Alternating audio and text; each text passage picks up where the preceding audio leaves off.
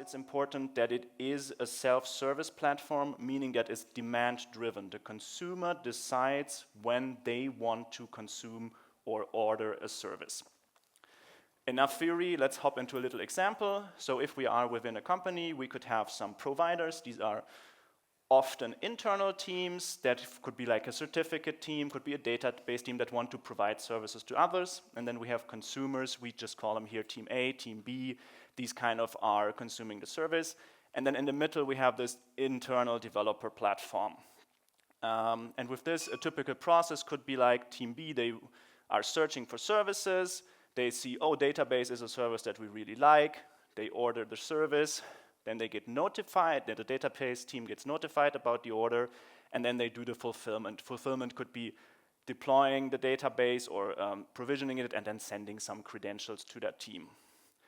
Does this look familiar? Who has something like this already in their company or who's planning to implement something like this?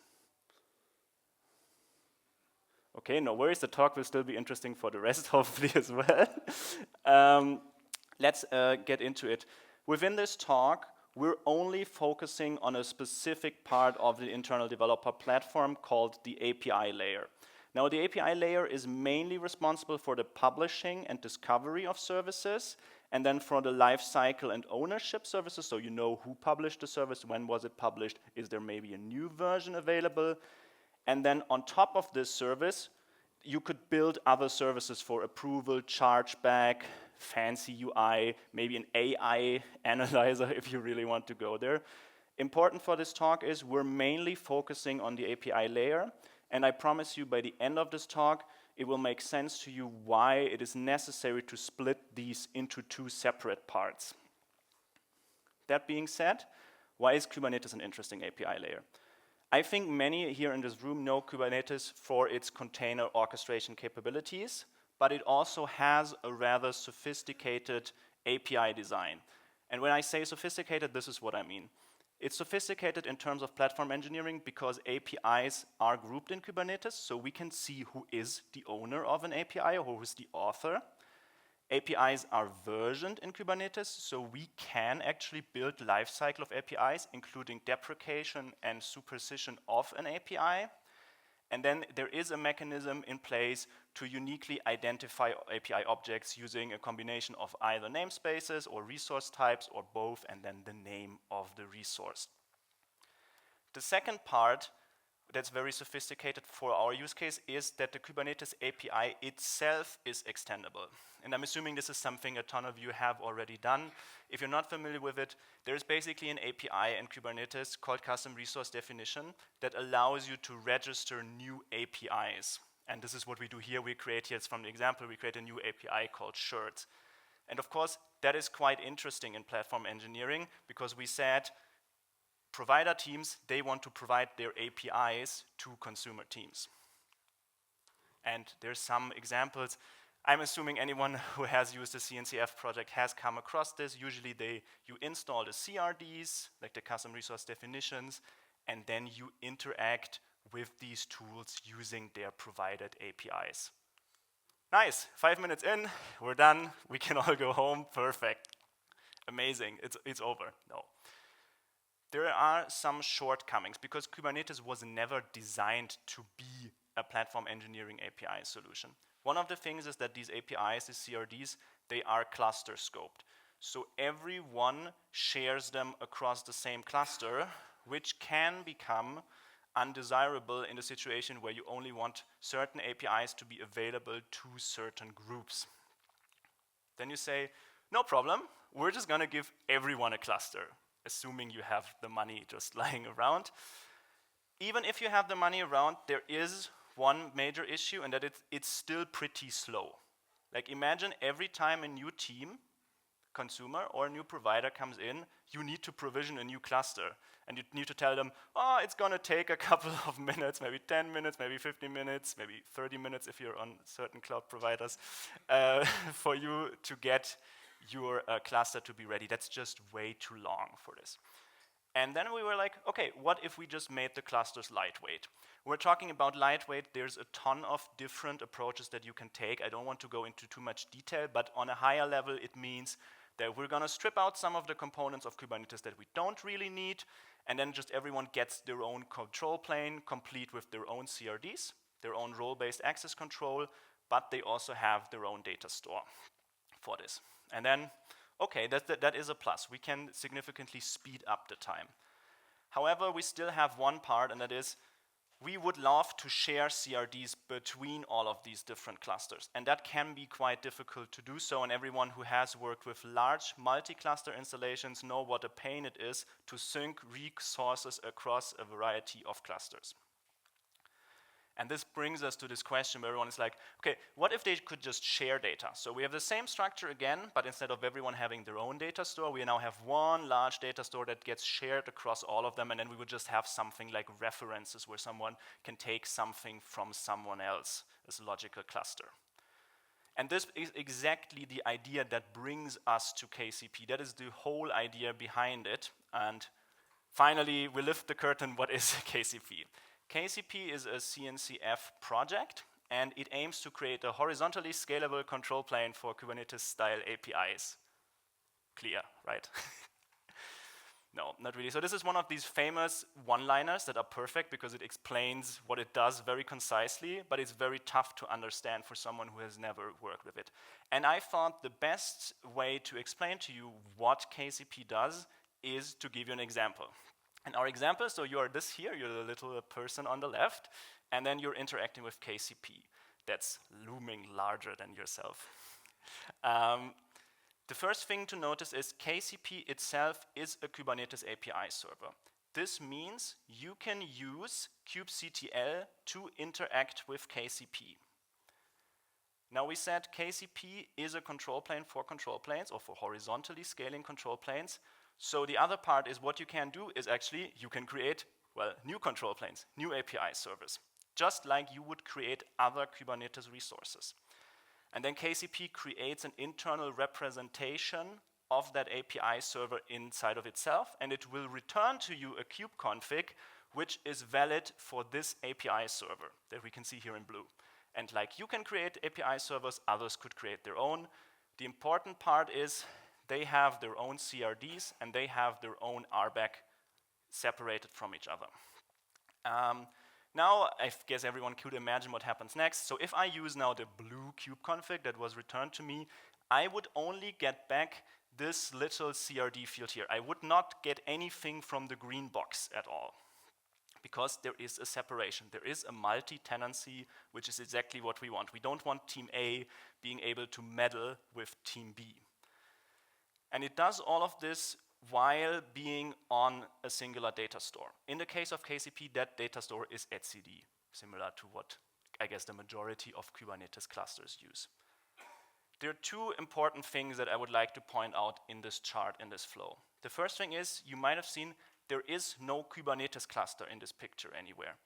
And this is really important. KCP is independent of Kubernetes. There is no Kubernetes cluster required for me to run KCP. Yes, KCP is a Kubernetes API server compatible, but that does not mean it requires Kubernetes. You can deploy it there, but it is a simple web service that you can run on your computer as a binary, and you will see me do this in the demo in a minute. The other part that's really important for me to already point out is that you might have already seen I only drew the API server logo once. It's only in the top left of this big gray box. And this is important because the blue and the green box, they're not API server processes. KCP does not start new API servers and then just forwards requests to them, but it actually has a logical representation of it inside of KCP. And the impact of such an API server is only around 3 megabytes in RAM, which is huge. Obviously, if anyone who has ever managed an API server process, Kubernetes API server process, that's much larger. We will get to how it does all of this in a minute, but for now, this is important from my perspective to point this out. And this is the reason why, in order to avoid confusion in KCP, we don't call them API servers, but we call them workspaces to make this differentiation. And I think this is good. Like, I know it's another term that gets introduced, but I hope it made sense to you why we chose a different term to split this off from traditional API service. With that being said, let's peel back the layers of the onion a bit and see how does KCP do all of this magic. Essentially what KCP does is it arranges all of its workspaces in a hierarchical tree, which A, gives you the ability to build organizational structures, but it also gives us the ability that each KCP workspace has a unique path. And the trick that we're using to create suitable kube configs that only target one workspace is, in the kube config, in the server URL field, we're just going to put the full path in, and then your kubectl is using that path and issuing a request, and KCP knows which workspace, which API server, you are talking to. All right, enough theoretical slides, graphics, and so on. We're going to look at it live. So, we are here on my computer. We're here in the bottom right. Last row, is this big enough? Okay, nicely done. And so you can see I can just run KCP start. And KCP, this is a Go binary locally on my computer. And I just started like you would start up any other web service. So you can see this logs a lot because it's development mode, but like any other web service that you would start. Now, what that does in this case is it also creates a folder.kcp where it places an admin kube config for me, which I can use to easily interact with it, and then there's some other files that you can use. But because it is a kube config, we can do what we can do with any other kube config. We can just set our kube config environment variable to use it, and we can have a look at it. So, if you look at it, what you can see is everything's locally on my computer. We're at localhost, and then you can already see the path in here is /root. /root is the root workspace, the parent of all workspaces. And in here, pretty standard normal Kubernetes stuff. I can do kubectl, create, I don't know, namespace foo, and then get namespace, anything that you would do with a normal Kubernetes API server. But we said there's also one special thing. I can also create workspaces, which I want to show you. So if I do create workspace, so for example for our event today, create it, first thing you saw, it's nearly instantly. And we already have a new API server running. And I can also switch to this. So if there's also another command, basically, if I switch to it, you can now see, when we take a look at the config, you can now see the big thing that changed. It has adjusted this field here. The server URL is now root:CNS Munich to denote I want to speak with this API server. And if I now do kubectl get namespace, the foo namespace does not exist because the foo namespace was something we created in the root cluster. It does not exist in this specific workspace, which is exactly where our multi-tenancy isolation comes from. Now, I've said, oh, it really is like a ton of a Kubernetes cluster.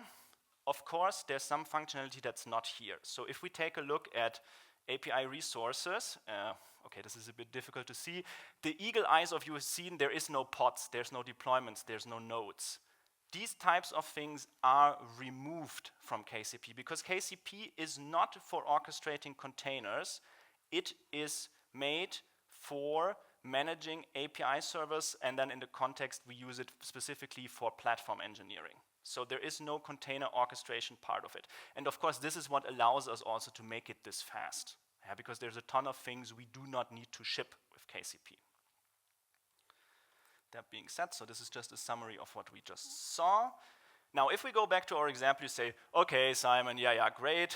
I understand everyone gets their workspace, everyone has then their own CRDs, everything's isolated, multi-tenant, great. But you say, yeah, but my reality is actually a little bit different because I have a database team and they would like to share their CRDs with other teams. Otherwise, how would they share that they're offering databases to other teams?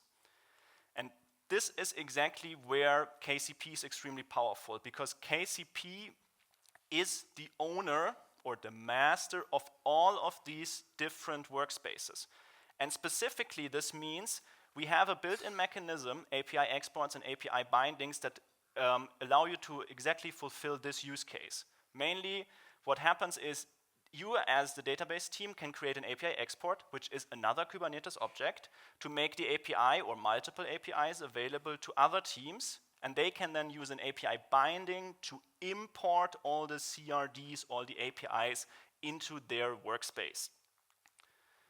Because, and this is important for us as like the KCP team, we think that it shouldn't be the responsibility of the database team to share everything, but they just publish it to a centralized place, KCP, and then it is discoverable for others. All right, let's look into this practically. It is really as simple as shown. So essentially in an API export, you just reference what's called resource schemas, which is a fancy word for CRD in this case. The reason for this is so we can have multiple, so you can share multiple CRDs at the same time, which makes a lot of sense for many services as you often would like to share multiple APIs in a package. The other part is the API binding, so the counterpart. And the only thing, and it really is this short, it's only like 6 lines, is that you reference the API export, and here you can see again, so it's the name of the API export, and then this down below here again, this is the workspace path, the thing we saw before with the whole tree, to uniquely identify the resource. Okay, you say, Simon, this is nice, but my reality is even more complicated, because normally, we have something, and in the case of KCP, that would live outside of KCP, that fulfills the requests, right? We said it's an automated platform, so something needs to go out there and be like, okay, if a database gets created, I run some automated logic, and that logic needs to be triggered somehow. And in traditional Kubernetes, we would have a controller that watches the cluster, waits for databases to be created. But we just said, hey, these tenants are isolated. So how would this database controller on the right now know that someone in team A has created a database if they are fully isolated? Good question. The answer is, there is a built-in feature in KCP to handle exactly this, that we call virtual workspaces, or more specifically, the API export virtual workspace. A virtual workspace is a specific construct that exists within KCP that allows you to provide a computed view of parts of a workspace. And in our case, that part would be databases. So when the database team, when they create an API export, automatically KCP creates what's called a database virtual workspace for that API export. Essentially what that means is it's another special URL, and if you use that in a kubeconfig that you can plug into an existing controller, like you would do any other kubeconfig, you will get notified whenever an object of the type that you exported gets created. Oh, that was a loaded sentence, I know. But essentially what this means is if we plug that virtual workspace kubeconfig into the database controller, whenever someone, and it does not matter which workspace they are in, creates a database, that controller will be notified if it's watching that specific resource. So it doesn't matter if it's team A or team B, it is able to see that a new object was created, and then it could provision the database upstream in this example. Some important things about virtual workspaces. I know they sound a bit like magic, and part of the reason is because they are, at least to end users. So it's important to know virtual workspaces are not something that you create, but it's rather built in directly into Kubernetes, or into KCP. And in the example of API export, it would publish in your API export, KCP would publish the URL that you would need to use in a kubeconfig to be able to receive all of these messages.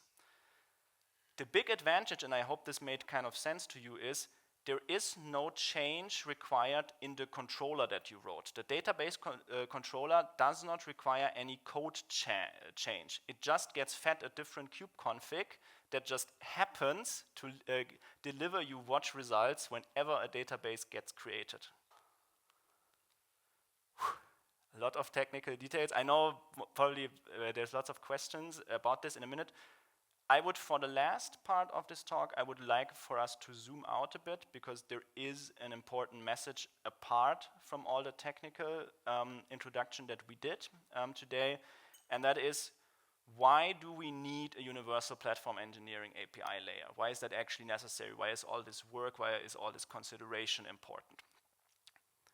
This is, you might recall from the beginning of the talk, I said this will make sense, why there is a green box and why there's a gray box, and both of them combined give you a pink box. The important part for us from a KCP community perspective is the pink box is a product. That is something that you would buy from a vendor or you would build it yourself, and that could have customizations.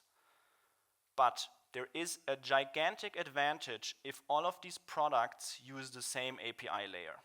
And someone might already, the Kubernetes bells are ringing with some people already, because if we are on the same API layer, it makes it so much easier for people inside of your company to be able to create services, because you build the service against the API layer, and it doesn't really matter which of the pink boxes, which of the product you buy, because you integrate against the API layer.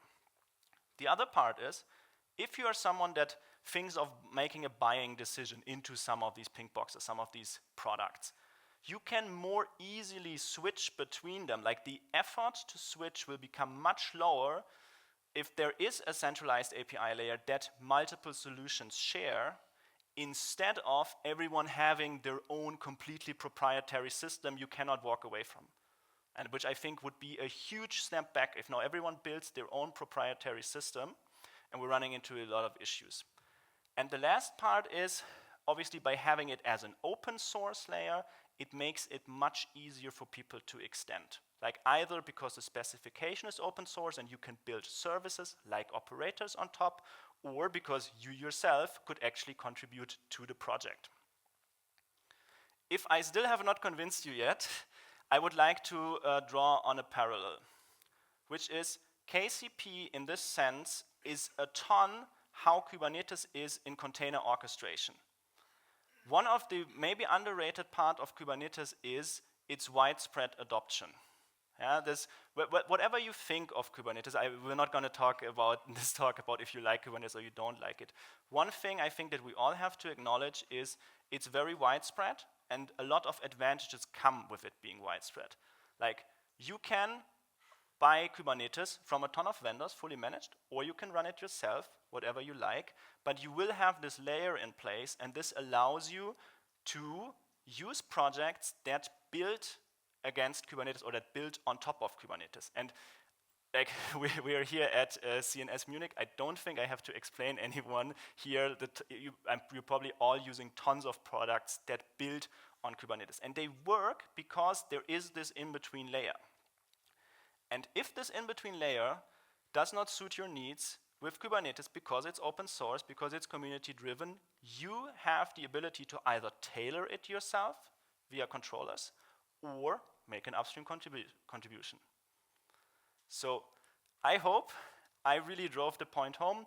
For KCP, I do think the major advantages are that it is backed by CNCF and Kubernetes 6.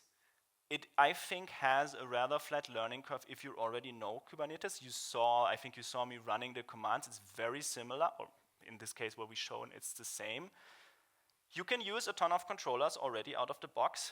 We can totally talk about after this talk, like what are some edge cases that don't work, but generally most of the controllers will work. You just give it a different kube config, but the controller doesn't really care.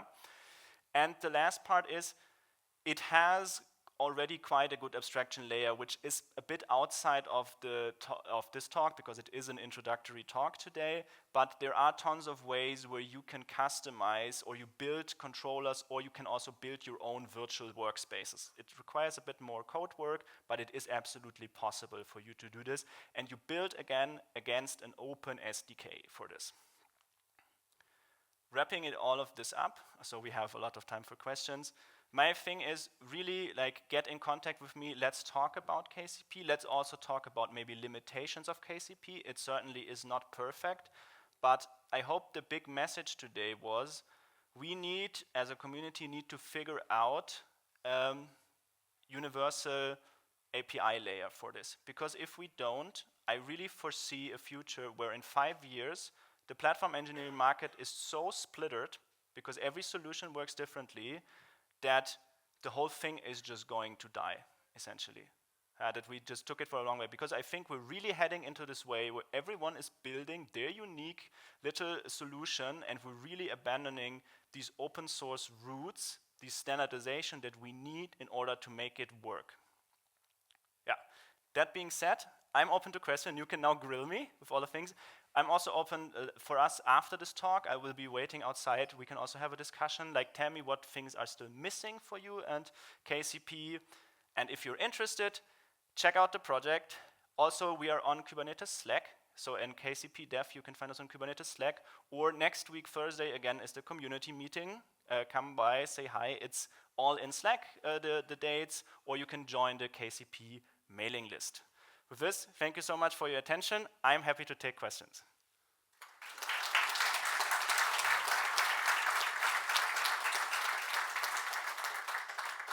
Yeah, all the way in the back. I think, we have a microphone, perfect.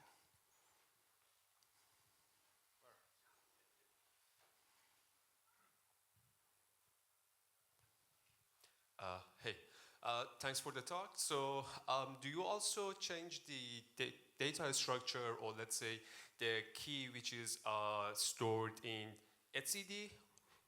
Yes, so KCP is used, every workspace in KCP gets its own etcd prefix, and this is essentially how KCP determines which resources to fetch.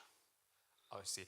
And you mentioned that there is no resource kind for node or pod or etc. Yes. So how is it managed? I mean, when we don't use the API itself, then which component will install these data structures inside its etcd? And I mean, I don't get where this KCP is, how is it replacing the API server of Kubernetes? Because also there are authentication and authorization, right? So, yeah. I mean. Yeah. Okay, I go piece by piece. Let me try to answer in reverse things. So first of all, authentication and authorization is in KCP the same as in Kubernetes API server, and it's also on a per workspace level. So you can definitely give kube configs that can access workspace A, but cannot access any other workspace. How is it? I think KCP is not meant as a replacement per se for Kubernetes or for Kubernetes as a whole. It definitely does not target any container orchestration. And a very likely deployment scenario could be that you actually have a Kubernetes cluster in which you install KCP and in which you would also install all the other controllers, like the database controller we talked about, the operators that fulfill the requests. That is a very realistic case. Within this demo, it was just important for me to point out you don't need to have Kubernetes, but KCP also only offers you this API storage, API segregation, and API sharing functionality. It's really brought down to this, but therefore it's also so fast and efficient. Perfect, I think he was first. So yeah, you have to walk all the way to the first row again. Sorry. Middle row, you can ask the next question. Thank you. Thanks for the talk. I hope it's not boring that I'm doubling down on the pod and node question. Yeah, sure, no problem. I think at least to me, you explained it very well, how this whole concept works with resources like databases or maybe things that are outside of the cluster. But now I understood that this KCP API is kind of the API my consumers use, and they also want to create workloads or want to deploy workloads somewhere, want to create compute as a resource. So how would that work? Would I need to have my own node controller or deployment controllers having connected to this KCP endpoint? So in general, I think KCP largely builds on the idea of platform engineering of complete services, so that in the end of the day, the service provider takes care of the majority of it.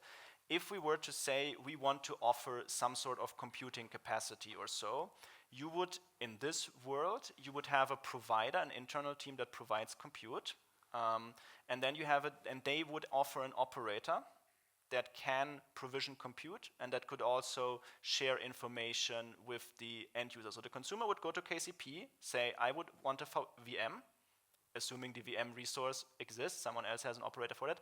The operator provisions that, and then there is a mechanism in KCP that was a bit too deep dive, is the operator can also share information with the workspace. Like they could push a secret into the consumer's workspace saying, here are the credentials and the URL for your VM. Okay, so if my users want to have a Kubernetes cluster as a resource, that could become a bit tricky, because then I would have, where do I put my CRDs then? In the created Kubernetes or in the KCP Kubernetes? In the KCP. So in KCP, you would offer an API called cluster, and then you would have some sort of controller that goes to, I don't know, AWS and provisions fully thing, or uses Kubernetes KKP solution to fully provision it. But that would be it. It's always an indirect service in this case. It's never about we mingle KCP not with a Kubernetes cluster and would then allocate something on that Kubernetes cluster. There would always be an operator in between of the service provider. Perfect. And I think you had the next question? No, your first row.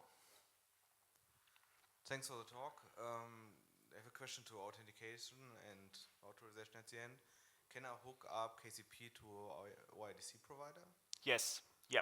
You can, for authentication, use OIDC, and it works exactly the same way that it works with API server, with Kubernetes API server at the moment, so you can also have multiple OIDCs.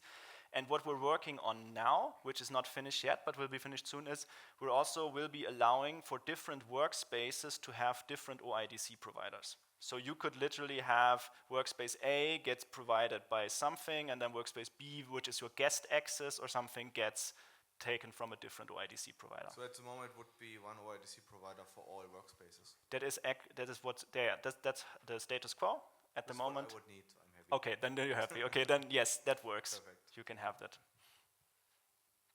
All right, any more questions? Yes, here in the back. The middle row is all silent. No one from the middle row. Have you looked at integrating KCP with Crossplane? It's a good thing. At Container Days, Lovro from Upbound and me in September will give a talk about exactly this topic. To give you a little sneak peek, it's possible, and like in this sense, Crossplane would be the service provider. So Crossplane watches, or the Crossplane providers, they watch the KCP to be informed when something gets installed, when an API CR gets created. But it is a bit hacky. Like you need to basically give Crossplane providers a different kube config, like a KCP kube config, without them knowing about it. But it's possible. Okay. Another question, perfect. Just a recap for me. So KCP has the API bindings and API export. So when you create an API export in a workspace, then another one in another workspace creates the API binding, it automatically creates the virtual workspace with the kube config, and then you can provide this this kube config then to an operator. This is then how it works, right? Yeah. Okay. Yeah, so whenever you create the API export, you will already get the virtual workspace, because we treat the number of actual workspaces that get represented by a virtual workspace as variable. So if someone new creates a new API binding, it's automatically part of that virtual workspace without that virtual workspace changing. Okay, cool. Yeah. All right. I think those were all the questions. Thank you guys so much. If there's anything else you would like to discuss, I'll be waiting outside. We can dive into more detail. Thank you guys so much for coming. Have a great rest of the conference.